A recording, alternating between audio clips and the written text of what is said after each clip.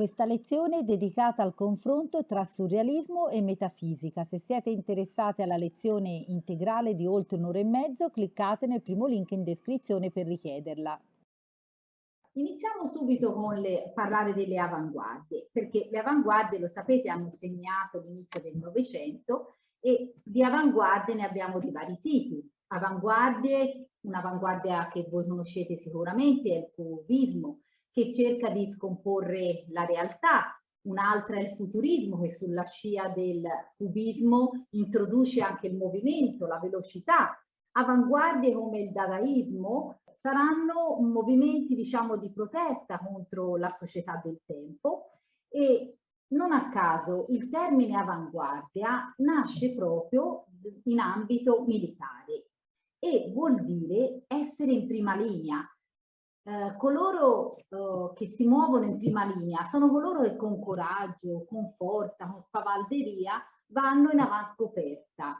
Ecco, questa è una tendenza di molte avanguardie di essere avanti negli anni rispetto a quella che è la tradizione, la classicità, la cultura accademica e spesso rivendicano un'autonomia, un'autodeterminazione. Spesso vedremo fanno manifesti proprio dove fissano le loro idee, fissano le loro regole e poi a volte anche veramente prima delle manifestazioni artistiche. Quindi un gruppo di artisti che partono con delle idee e poi redigono un manifesto.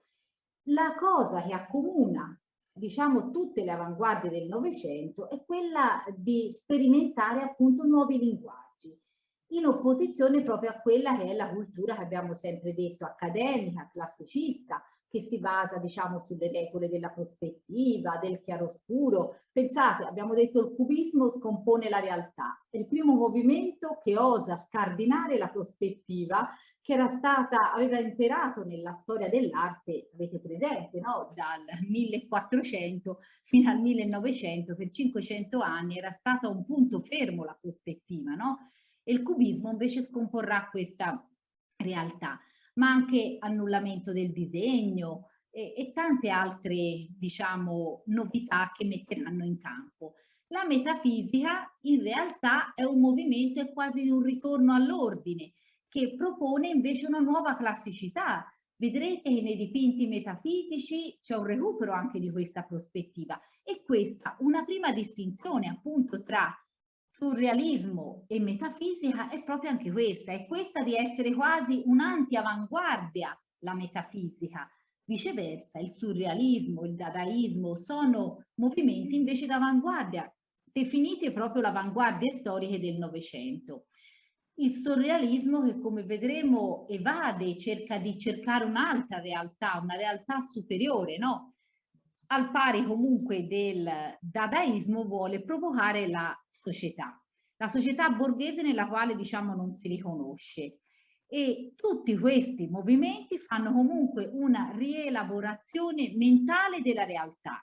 Tutti questi, vedremo, non ricercano più la realtà come imitazione. Vi spiego, se voi prendete anche gli impressionisti avevano cambiato la tecnica, una tecnica più eventualmente immediata, una pennellata più veloce, il fatto di andare a dipingere all'aria aperta, però loro in realtà imitano comunque la realtà, perché i quadri degli impressionisti, a parte la tecnica, sono quadri in cui si riconosce la realtà, si riconoscono i boulevard, si riconoscono i caffè, si riconoscono le sale da ballo, è solo la tecnica è diversa, che è innovativa sotto tanti aspetti.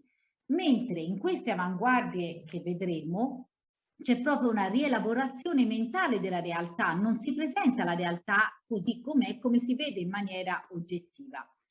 Allora, che cosa c'è stato di importante negli ultimi anni dell'Ottocento? Ve l'ho detto altre volte, ci sono stati personaggi tipo Freud, Einstein, che hanno segnato un'epoca soprattutto per le loro teorie. Pensate all'interpretazione dei sogni di Freud e di come l'inconscio verrà, come posso dire, indagato per la prima volta. Pensate per esempio alla teoria anche della relatività di Einstein, che inizia con la teoria ristretta e poi la teoria della relatività generale. Ecco, sono scoperte scientifiche e tecnologiche che sconvolgono per sempre quello che è il punti fermi che si era avuto nel periodo precedente. E per non parlare poi di altre invenzioni come la fissione nucleare, che ho messo a confronto, vedete, un dipinto completamente informale, astratto, che va verso appunto un informale, e la bomba, la fissione nucleare e i disastri poi causati, pensate anche alla bomba atomica. Veniamo a uno dei personaggi più importanti e cominciamo dalla pittura metafisica, perché la pittura metafisica viene prima del surrealismo.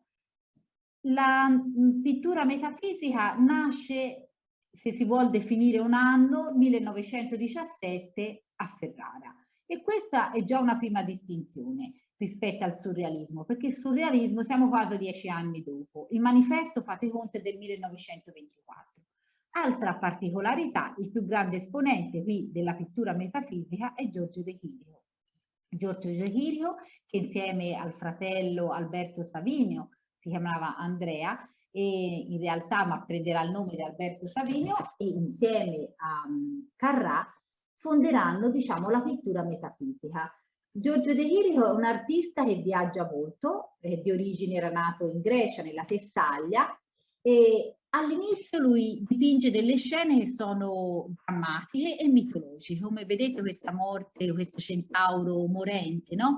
Il centauro, lo sapete, è un soggetto mitologico e quindi già questo recupero di questa classicità, di quest'arte che guarda anche agli aspetti tardoromantici, proprio perché il fatto di rappresentare per esempio la figura di un personaggio morente e il ritorno proprio al classicismo delle forme.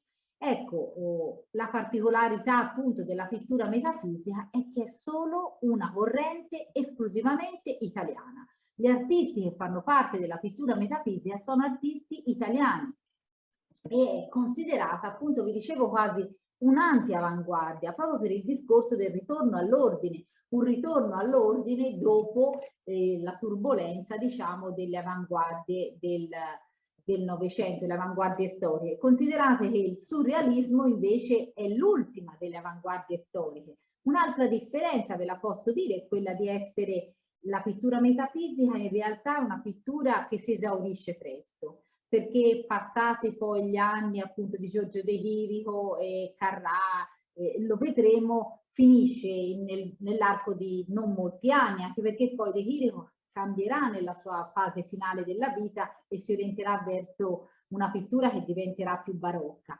Mentre se pensate al surrealismo, a quanto è influenzato per oltre 20 anni, il surrealismo finisce dopo la seconda guerra mondiale.